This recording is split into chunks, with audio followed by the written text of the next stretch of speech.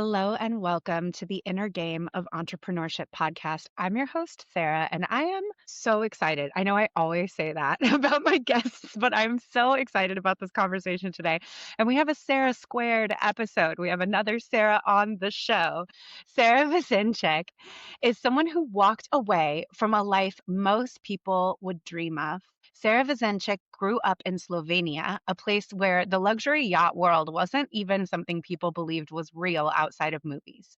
But in her early 20s, she was living it, working as a private chef on super yachts, flying private, managing $1 million deals, and earning 15K a month. From the outside, it looked like a dream. But on the inside, she felt trapped, constantly on call, and completely disconnected from her own freedom and purpose. Now, she's an online business coach and mentor who helps ambitious women turn their lived experience into profitable, freedom based businesses. Sara is known for helping her clients package their brilliance into high impact offers, shift their money mindset, and finally stop trading time for money. She is bold, real, and passionate about showing women how to build a business that actually supports the life they want. Sara, welcome to the show. Thank you so much for having me. I'm so excited for today's conversation. I am too. And, shout out to the Sarahs worldwide doing the doing the work. Sara and I hopped on a pre-recording chat because even just from her bio, if you've been around, you know how similar our missions are. And we got to talking about two things that I know we're going to talk about all the things today.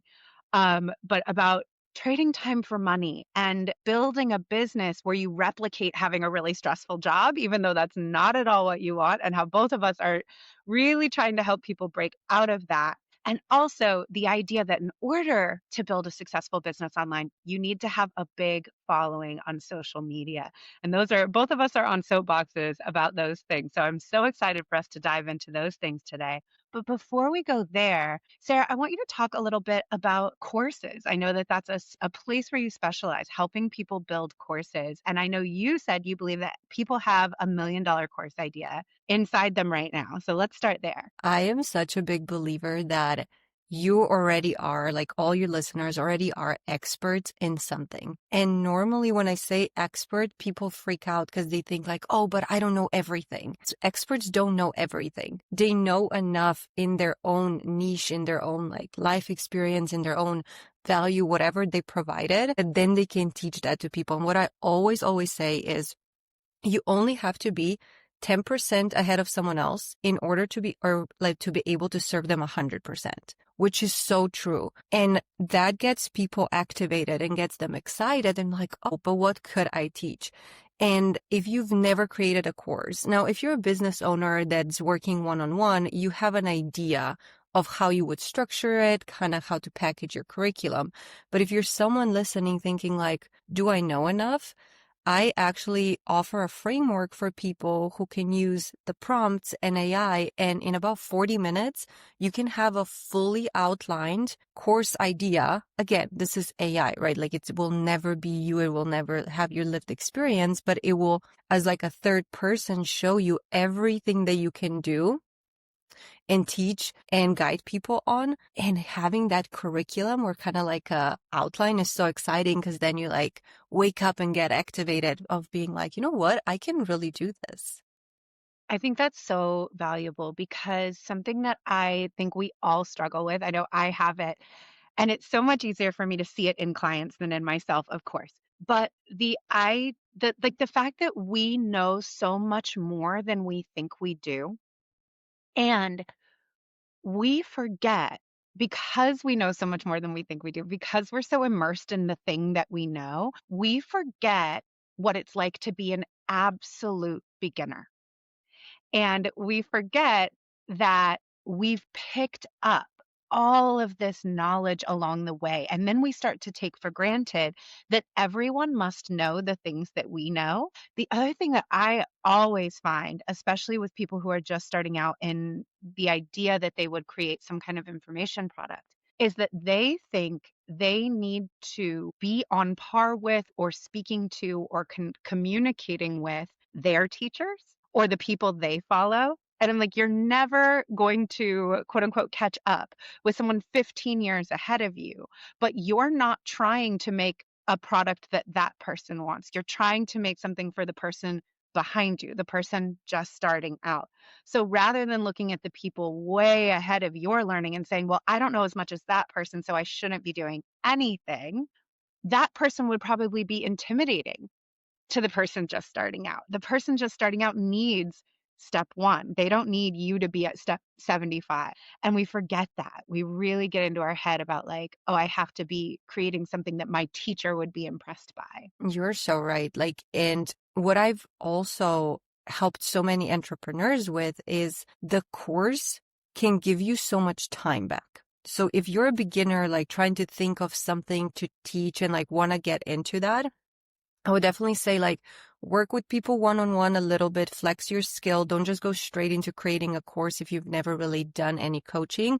Because yes, it might be, except if you have like a super cool process from your job or something that works, then great. But if you're like starting from scratch, I wouldn't dive straight into courses because you want to know how to create it. Now, the beauty of a course or like a container, pre-recorded knowledge, is that it provides you to scale a business. A lot of one-on-one work, like service providers, struggle when it comes to scalability. And they feel like a parrot sitting on like ongoing Zoom calls doing like the same client work all damn day. And then thinking, especially right now after Black Friday, like, yes, you added 10 more clients, but now you have to support extra 10 clients, extra 10 calls per week, per month, whatever that is. So what my specialty is basically taking the one-on-one core offer that they offer, figure out their signature framework, and then packaging that into a curriculum where people now can come into their container, be supported with the curriculum itself, and gives the coach more time to add like elements of one-on-one calls, project reviews for implementation. And that's how they can scale and like the clients see massive results because they can go through the curriculum on their own time and then they have the coach for implementation. So it's a win-win for both parties. I love that. And it's making me think of many years ago. So right now I'm in the process of sunsetting a program that I've been teaching for 7, 8 years, which is like really crazy. So I had a program I was teaching live, which I then turned into a membership where I packaged all of the recordings. But the way that I first started teaching elemental entrepreneurship, which was like my signature way to help people start a business from the ground up, was because I was doing the same work with my private clients over and over and over again. And not only was I doing the same work in terms of like I was answering the same questions over and over, but my little ADHD ass kept literally making people worksheets. And then later I'd be like, wait a minute. And I'd go look and I'm like, I'd made a resource for this already 2 clients ago. And then I just started putting them all together. And instead of wasting a client call, now coaches or people who do like consulting, any live calls, hear me on this. Your live calls are the most important value add. If you're using your live calls to reteach something, that you could have a recorded resource for or a worksheet that you just hand the person, they're not getting the most out of those private calls. It's so much more valuable use of both of your time. If it's just a basic teaching skill, something they need to set up, unless there's a really good reason you need to walk them through it on a live call, they get so much more out of their time with you. If you can give them a resource for that simple thing, they can do that on their own. And then they can come to the call with questions, with feedback, with concerns, with the next step. And so I was like, I'm wasting people's time and money by reteaching these things on private coaching calls that I could just give you a worksheet or a video or here's how you set this thing up. Here's how you do this part. You don't need a live call with me one-on-one for that. That's not the best use of our time. And that was how I started to create this course, was just this over time built up this vault of resources I had made for my private clients. And I was like, wait a minute, I'm sitting on something here that lots of people could use. And again, much more scalable. Even if I do this as a group program and then as a course, I could serve so many more people at a price point that's more accessible for people who can't do one-on-one. And I can't see a million clients a month. So this is a better way for me to get this information in people's hands. And so I think if you're out there realizing, oh yeah, I'm walking all my clients through the same processes over and over and over and over again. You're not helping them and you're not helping yourself if you don't find a more efficient way to get people that information. 1,000%. And like the beauty of it is that when you have your signature process or framework and you package it, what I also teach people is to sell high ticket versus low ticket. You can always have a low ticket product. You can always like add something for people who can't afford it. But when it's high ticket and you focus on like that premium client, you can have 10 people paying you 1,000 a month and you have 10K in reoccurring revenue, guaranteed for 6 to 12 months. And yes, it's not going to happen from one day to another. You're going to have to collect those 10 people, but that's way better than having one-off coaching call for $400, $500. And then the client goes and finds like another long-term container because you gave them some results, but not an actual transformation. So I feel like that's the difference where people making courses are either info dumping, or you can create something that is an actual like wealth of knowledge, and then you add elements of one-on-one, turn it into membership. So it's high ticket, reoccurring revenue, and people seeing massive, massive transformations. So they stay with you long term. And I think that's the beauty of like retaining those clients when you can continue to support them, right? Not just to keep them in order to get the money, but like it's ethical, it's amazing transformation. People see amazing results. So yeah, that's my like joy of teaching other entrepreneurs how to do it, and like win-win on both sides. This is so important and it segues so well into the topic of believing you need a big following to have a successful business, because a lot of people, for myriad reasons, will talk themselves out of higher prices. They will get into, I'm going to make this program $40 or something like that, like just very low ticket. And then they have the idea, well, the internet is infinitely scalable. I could make $40,000 on this. And I'm like, yeah, but you have to sell 1,000 of these every month to do that. And when you don't know online business and you don't know conversion metrics and you don't know that the average rate of conversion into an online program right now is like 0.5 to 1.5%, it's very low. So you need to get, like, the way that I always tell people, if I'm like, oh, I want to get 10 people in this program, I'm like, I'm going to go out and get 2,000 people to say no to me this month. That's the way that I think of it. I'm gamifying my no's. I need to go out and get 2,000 rejections to get 10 yeses. That's where my brain is at. But when you don't know those numbers, you might be vastly underestimating how challenging it is to reach the volume of people required for you to make a decent living selling lower ticket items. That's where we get into this confusion about needing a big following. If you have, for example, I have a client who has 1 million followers online, and we're doing a course right now. It's one of her first courses, and she did want to price it at like $44, but she has a huge following. 1% of 1 million followers, you're going to make some good sales. But if you are the average business owner who has 500, 600 followers, and you are selling something that's $40 and you sell 10 of them, you're going to be miserable because you're like, I just did all this work and I made $400 and I can't live off of this. I can't quit my job. This does nothing for me. But like Sara was saying, if those 10 sales were $4,000 sales, you're in a much different position. And so when we get into where we're pricing things, high ticket, low volume is such an easier thing to start with than low ticket, high volume. And the thing I always tell my clients is it's just as hard to sell something that's $5 as it is to sell something that's $50,000. People think that low price means easier to sell. It doesn't.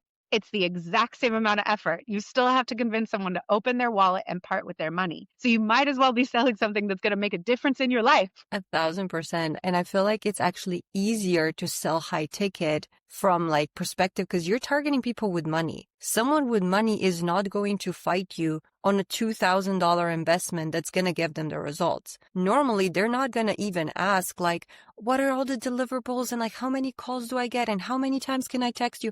Because they know that you can provide transformation. So they're like, okay, if you can get me there, right? If like you're the right person and I know I have a problem and you can get me there, I'm paying you this money.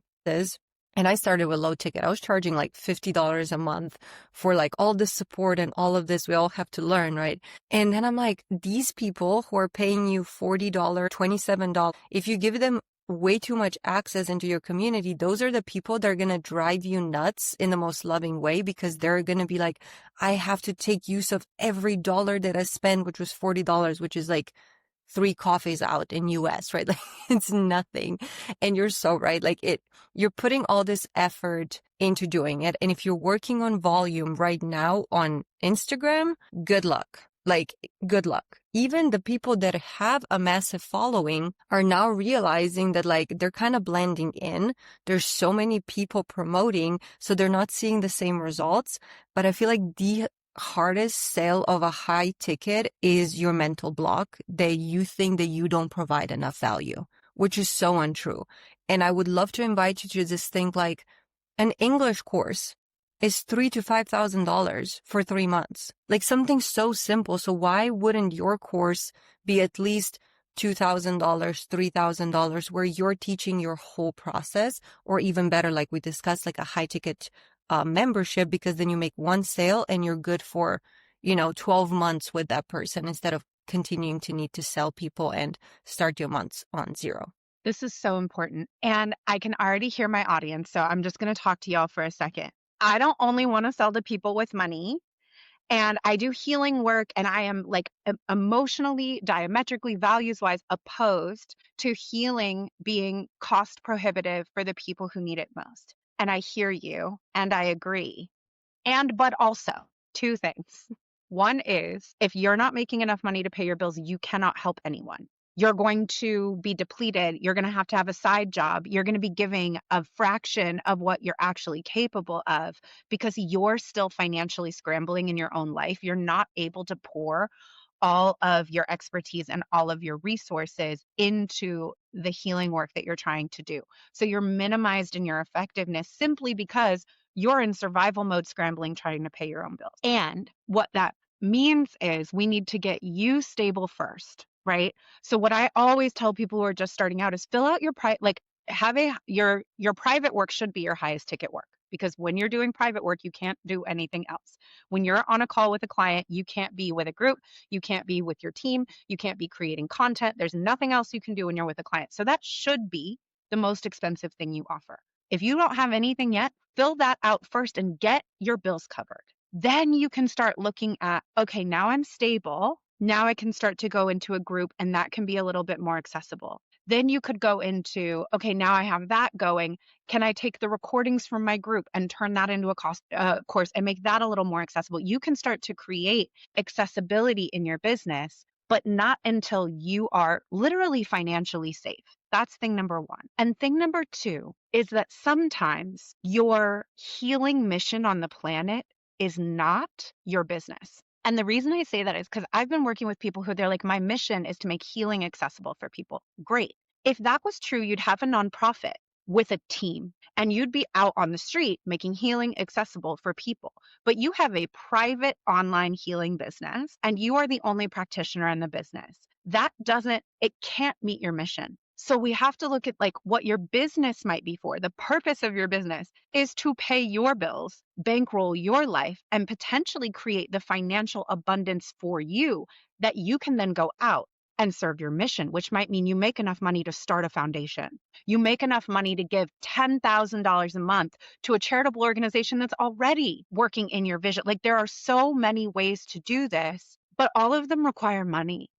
And so making sure that you understand that sometimes the purpose of your business is not to fulfill your mission directly. It's to get you the money you need to fulfill your mission once you have the cash to actually make a big difference. So like you're almost not thinking big enough. You as one little person with one little body cannot go out and like make healing equitable and accessible for all of the people you want to reach. But you could potentially make enough money in your business to do that. But you're going to have to get over the idea that like you don't want to sell to people who have money. And I think another beautiful thing to mention here is when you target people with money, I have almost never got a person that I'm like, they would be just like willing to pay 10K in full for my high ticket offer, I always get people who aspire to be on that level. And that's the whole point. So I have never had, like, in this new business, someone who's like earning 50K a month. It's always people who are like on 5K a month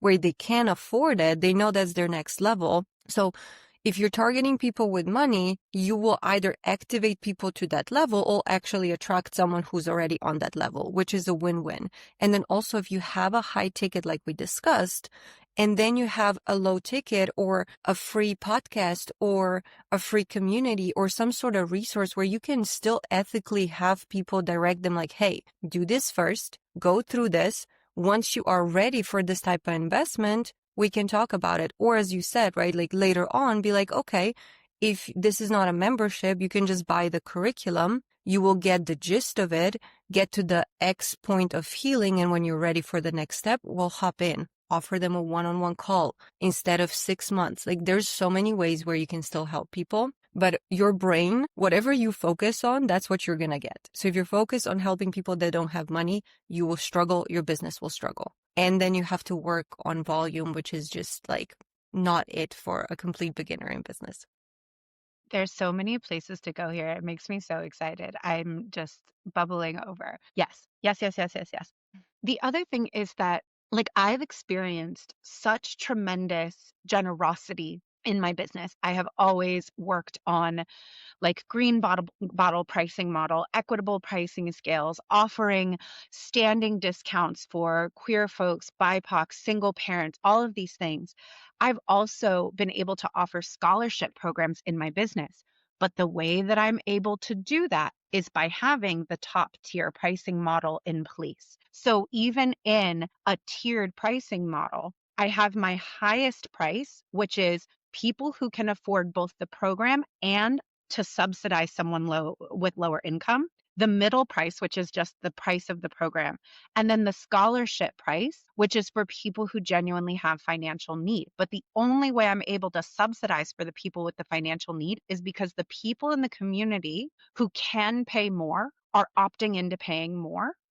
And I have done that for programs, and it's been a beautiful experience where I've gotten to see the generosity of my community and the people who are like, yeah, I have a job, or I have a spouse that has a really good job, or I own a home, I have disposable income. I can afford to not only buy this product, but I want to pay it forward for someone who wants this, but they're financially struggling.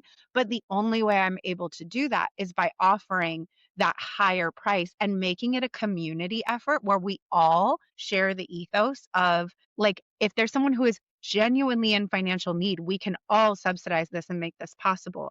Or I can always offer, if I'm doing a 10-person program, I can offer a scholarship spot, but only because I'm selling the other 10 spots at full price. And so it's just about making sure that your altruism and your desire to help is not putting yourself at a disadvantage or your business at a disadvantage. The other thing I have to say is that for a really long time, I believed people when they said that price was the problem. And so often in sales training, what you're told is like, price is never the problem. And that is not always true, right? There are a lot of reasons why price can be people's genuine objection. But a lot of the time, the way that I know that price is not people's genuine objection, they'll say, I can't afford it. But what they actually mean is, this is not of value to me in my life right now. And as Sarah was saying, like, when you are offering beginning level, entry level information, you're going to attract beginners and people who haven't started yet. But when you're offering higher level or advanced information, you're going to attract advanced folks, intermediate folks, beginners, and people who haven't started yet. So if you're just going entry level, the advanced people are looking at you and thinking, I don't need that person. They can't help me. But if you're speaking to the advanced person, the beginners are going, I want to get there. Let me keep my eye on this person. I'm going to work my way into that. Or I'm going to sign up now because I'm a really ambitious beginner and I want to get advanced. But when you're only speaking to beginners, so much of your audience is going to be people who are struggling to get off the starting block. And I had that for a really long time because I only was marketing to beginners. And I have had people in my audience who have come to, I've offered so much free stuff, so many free workshops where I provided a tremendous amount of value. I've done so many free offers. I have my podcast, I have YouTube. I've given up so much free game. I have people who've been on my list for years who have come to every free thing. And every year they say, I'm going to sign up next year. And it's been 9 years. And no shade, they are in the exact same place in their life that they have been all 9 years. They have not started. The issue is not the price. In those 9 years, they've spent the amount of money they would have spent on my program 15 times over. They're not ready to start. And they're using not being ready to invest the money as a safety blanket for themselves about not being ready to start. And so as a business owner, like, we can't take responsibility for those people. We cannot be like, please, please, please start, please start, please start. We can't try to convince people who don't want to spend money to be ready to spend money. We can't. We just have to stop talking to those people. 1,000%. And I feel like there's also something to say about people paying slightly above what they're comfortable. Again, for someone that could be $200 a month, but for someone that might be $2,000 a month, and for someone that might be $5,000 a month. Because like, you have to think, if you want to cook dinner and you go to the store and you're like, it's going to be a really nice dinner tonight, I want a nice steak. You're going to pay the premium for the nice steak because you're like, oh, higher price, it must be higher quality. Now, depending where you are, like, it doesn't necessarily always mean that, but in your head, higher price of a steak means that there's something better about it, because otherwise, why is it a higher price? Now, I'm sure, Sarah, you can agree, is like when you pay into a mentorship and you pay that like slightly uncomfortable price where yes, you can afford it, but it's like, like a slight, like little panic attack, you kind of level up, like your identity levels up and you can physically feel it. Your energy shifts. I normally make sales immediately after I jump into a new container. And like, yes, sometimes it's great. Sometimes it's not. You never know until you're in it. But I think there is something to say about people who pay. They also will show up. They also will listen. They also will learn, because now they're paying for something that they see value in, and it's slightly uncomfortable. So they actually want to get the ROI back. So I think that's very important too. And as you said, Sarah, before, like if you're targeting beginners, the people with money are going to be like, well, she's helping, day one people. Like, why would I pay $20 for this where I can pay someone $5,000 and they'll like take me through the whole process? And, they're not targeting beginners. They're going to help me scale. Absolutely. Ah, it's so good.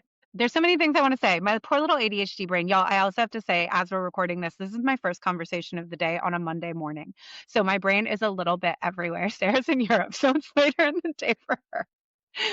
Okay, backtracking. The first thing I want to say is the first business coaching program I joined was a membership that was like $222 a month. And for me at the time, that was a stretch. That was financially scary for me. I was teaching dance and I was like barely making it.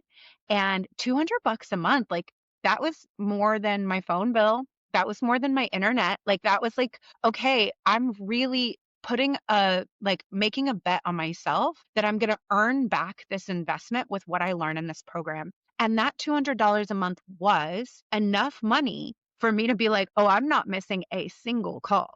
I'm going to do every single piece of homework. I'm going to be nose up the teacher's butt. Like I am getting my money's worth out of this. And I still feel that way about every single investment I make. The last mastermind I was in was 15K, and that like whatever 900 something dollars coming out of my account every month. Please believe I was first in that Zoom room every single call.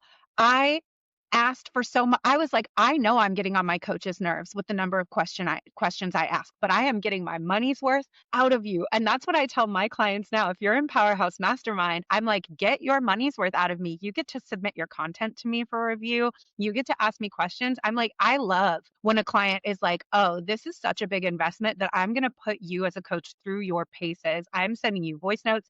I am asking you questions. Now, I don't want to ever be dependent on my coach, and I don't want my clients to be dependent on me. But when you are making an investment that feels like college, right? Like genuinely is like, okay, I'm coming into this to level up. I am going to get my money's worth. It's important because the average rate of completion for online courses is something like 10 to 12%. It's very, very low.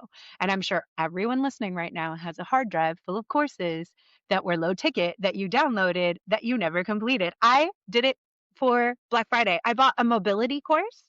I have done one lesson. It was $27. I did the lesson and I was like, oh my God, this is so great. This is worth so much more money. Have I done it again? No, I have not done it again. But if it was $2,700, I'm telling you right now, I would have done every lesson in that thing because I would have been like, I paid too much money for this to sleep on it. This is me holding myself accountable. Next time I do an episode, you guys, I will have done at least one more of these mobility. But we all have this. We all have a hard drive full of freebies that we've downloaded, worksheets that we've downloaded, low ticket courses we've bought from ads that were $8 or $20 that we have done the first lesson and nothing else because we didn't have enough skin in the game to like put a little fire under our butt to really take it seriously and to have that feeling of like, I need to get my money's worth out of this investment. I feel the same thing about like people who sign up for like Equinox Fitness. I don't know if you guys have that over there, but Equinox Fitness versus Planet Fitness. A gym that's like $400 a month versus a gym that's $10 a month. I have Planet Fitness and I don't care if I don't go to the gym for 2 months. But if I was paying $400 a month, I would be there. Even if it was just to use the sauna, I'm there. I'm using their lotion. I'm never buying my own lotion ever again. Such a good point. Like, it's so, so good. I'm just like thinking back to all the crazy like investments that I've made. And a lot of times I want to leave this with your audience too, right? Like, if you're planning to invest into a coach, pro tip, there is so many people claiming to have the result, claiming to have the secret out there right now, right? And you as a beginner or you as whatever level you're at, you're like, oh, but what is the secret? There is no secret. Like, there really isn't no secret. There's no secret sauce there. You're going to come in and you're going to like consume one video and then just like magic will happen. Yes, there's different types of strategies, but what you really get to ask the question to the coach that you want to jump in is like, can this person teach me the like business blueprint, the marketing, the visibility, like whatever you're focusing on? Can they teach me that? And then can I make that my own? Because like their exact strategy is not going to work for you and for your audience, like ever. So if you think that someone has this secret of like 10 viral hooks and that is all BS. I'm sorry. It just says, yes, there's better hooks, there's worse hooks, there's better editing, there's worse editing. But at the end of the day, what you really get to do is figure out why you are unique. What is something unique about you that you will teach, that you will share with people, and like really get clear on who your ideal client is, and not the clients that you had and thinking like dotting and like trying to pull it together. Like, what's the common theme here? No. Who do you want to work with? And like we talked before, when you target the person that you want to work with, that doesn't mean that you're excluding everybody else. I technically target women and I have men in my world. Like, it doesn't exclude anybody. It just, when you are so specific in your marketing, it's so easy for people to be like, oh, she's talking to me, versus you talking to everybody and then no one wants to listen because you just kind of blend into the whole sea of coaches talking one after another, like all of that. So I think that's such an important thing that would have saved me so much time in the beginning if I really dove into like who my ideal client is, to the point where I know them inside out. I know what they say when they wake up. I know what they're thinking when they're looking in the mirror. I know what they're thinking like when they're staring at their computer screen. How does their day look like? What are they Googling? What are they eating? Like, so specific, because then when you're writing content, then where you're promoting to get people in, it's so easy to speak about all these moments. That's why like getting the roots to your business, like before you grow the flower, the tree, whatever that is so important. It's going to save you so much time. This point about knowing what you're looking for in a coach, this is where discernment as a client is so important. Before you go invest in a program, sit down and make a list of what you actually need help with. Like, do you know what kind of help you need? Program, like I bought courses on like how to build a funnel at the very, very beginning. And I got in there and I was like, I don't know what any of this stuff is. Like, it was so much farther advanced than I was, but I got sucked in to the hype of the person's marketing. It's so important to be discerning as a customer and to make sure that you're not just falling for either marketing that looks too good to be true is one thing where like really sit down and think about it. Is this person promising you that you're going to have multi 5-figure days while you're laying on a yacht in 2 weeks where you're like, this is not real. This is not realistic. They are preying on a vulnerable part of you that wants to be saved from hard work. Like we have to be so honest with ourselves. And when I say hard work, y'all, I have a funny relationship with this idea because I'm so anti hustle culture and the idea of just replicating yourself a job.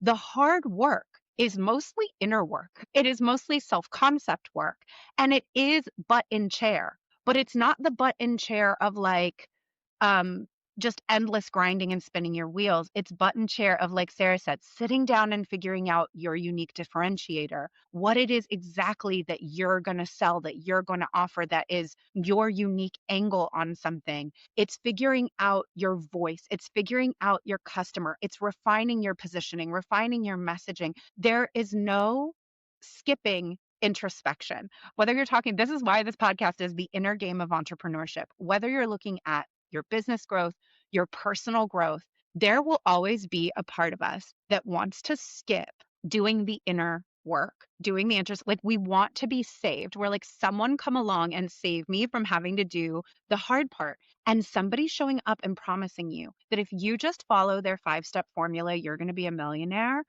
It is so sexy to the part of us that wants to be saved from having to do the inner work. We're like, oh, that sounds much better. There's a shortcut. Man, if there was a shortcut, everyone would have taken it. And people have heard me talk about this a lot. A lot of business coaching marketing is diet culture marketing. If you switched the money for weight and weight loss, if somebody is saying you can lose 60 pounds in 2 weeks if you just drink this shake, that's not true. It's not true. And a lot of the big name business coaches with thousands and thousands of followers came from Beachbody.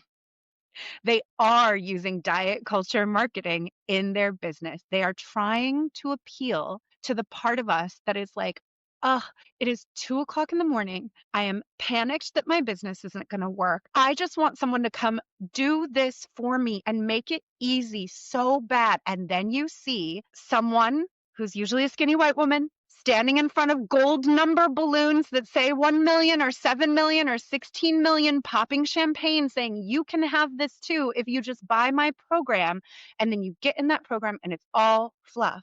And you didn't even know what you actually needed help with when you bought it. We have to just slow down before we make any purchases in anything. And look, we're all going to do it. Everyone's going to have the late night impulse buy where you buy some gadget and you're like, why did I do this to myself? This was stupid. But like, sit down and make a list of what you actually need help with. Because if what you actually need help with is setting up your business legal foundations and contracts and getting your business paperwork filed, don't go hire a marketing coach. If what you actually need help with is positioning, don't go buy a program on 10 viral hooks when your positioning isn't in place. If you need help on even understanding what all these words mean, you need to go do a like foundations of business program. Then that is not about Instagram. The foundations of business are not about social media, right? Like figure out what you need help with and come into the market with some grounded discernment so that you don't get taken advantage of by coaches who are promising some big, huge transformation, or even by coaches who are selling a real transformation. Like that funnels program was good. It just wasn't the program I needed. I wasn't ready for it. You have to know, we all have to know, what do I really need help with? And how do I be a discerning consumer in this online marketplace where I'm seeing 100 ads a day for courses and programs that all promise they're going to make me $1 million in 5 minutes? 1,000%. Like so true. And this is the point where like my brain was spazzing. What I would suggest you do, especially if you're trying to buy from like a big, huge coach, not a bad thing, but I would really ask when you are on a sales call, when you're talking to someone, because it's normally not them, ask how does it actually look like? How many people are in there? Because if you're paying $5,000 to be in a group of 6,000 people, I bet you're not going to get one-on-one support. They're not going to answer all these questions. But the other suggestion I would have is what I've been doing. And ever since I started doing this, I have been in the best containers is a lot of times coaches share client wins, or you can see from the comments who their clients are. Always, you can figure it out. Within 5 minutes, you can figure out who they worked with. Go talk to them. In a nice way, be like, hey, I'm really interested in investing in this container.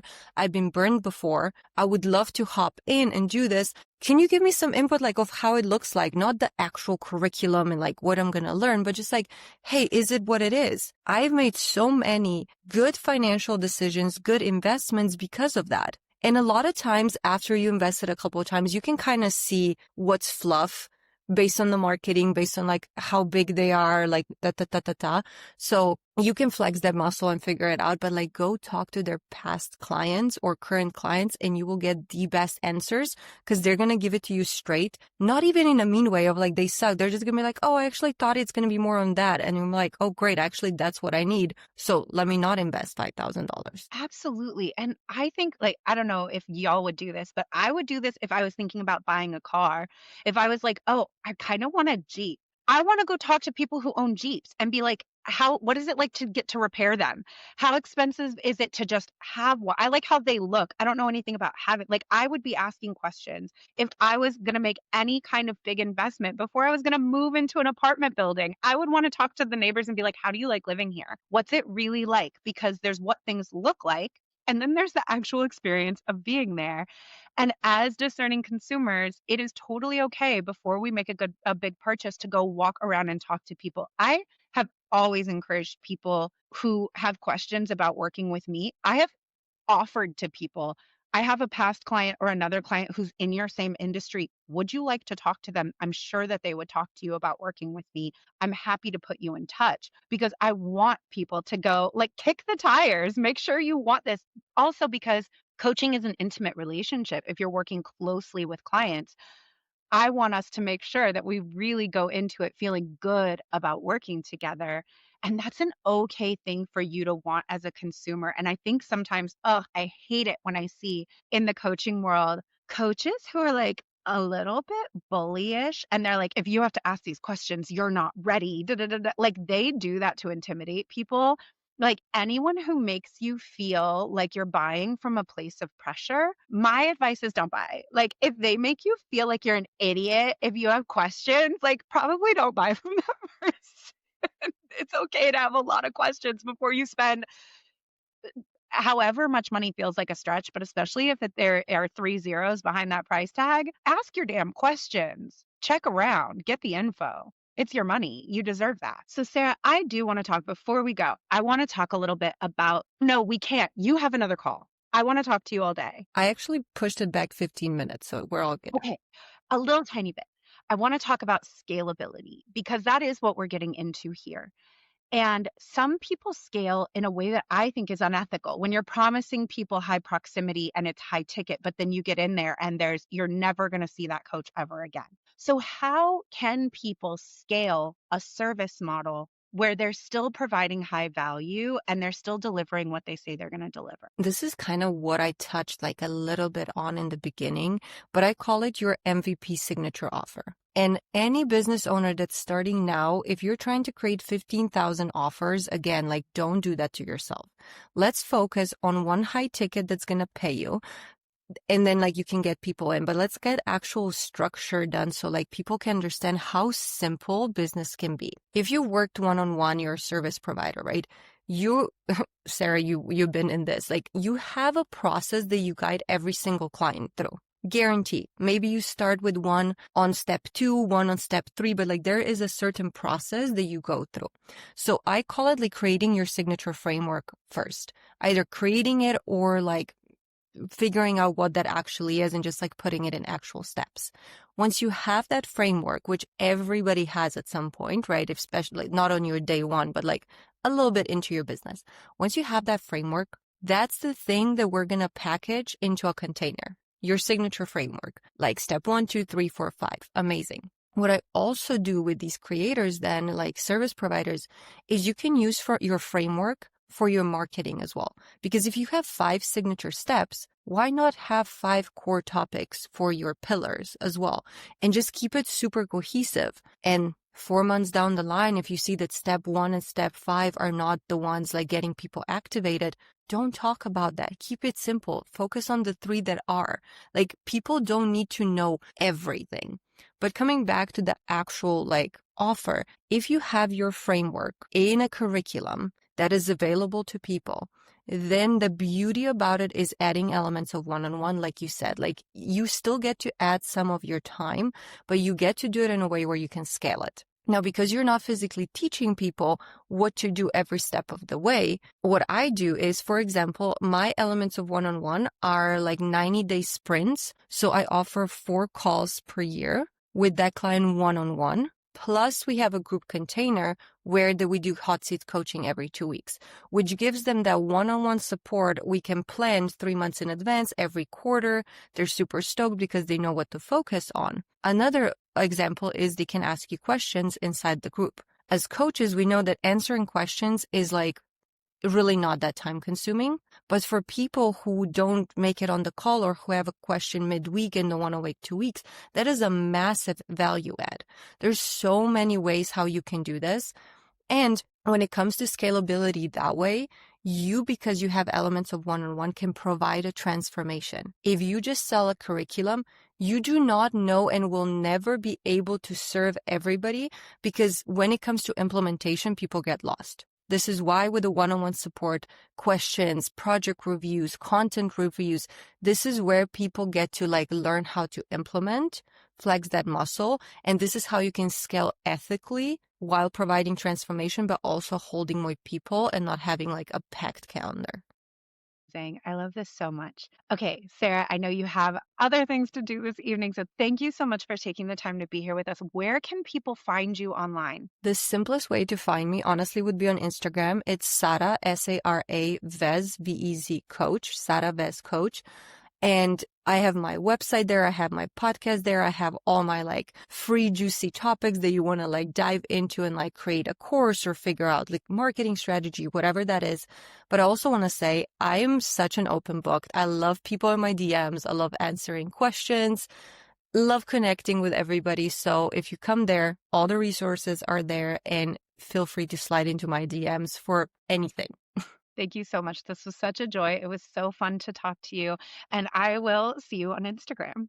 Thank you so much for being here with us today, everybody. Bye. That's our episode for today. Thank you so much for taking the time to listen to this. I know there are so many things that you could be doing with your day, so many things you could be listening to, and it means so much that you are here in this community. If you enjoyed this episode, please take a moment, share it on social media, and tag me at Intuitive Edge Coaching. Share it with a biz bestie who you think needs to hear it and will appreciate it. And take a moment to to subscribe, and to leave a 5-star review wherever you are listening. It helps me grow this show, and it helps us grow and sustain this brilliant community of entrepreneurs dedicated to doing the inner work. Thank you so much for being here. Okay, love you. Bye.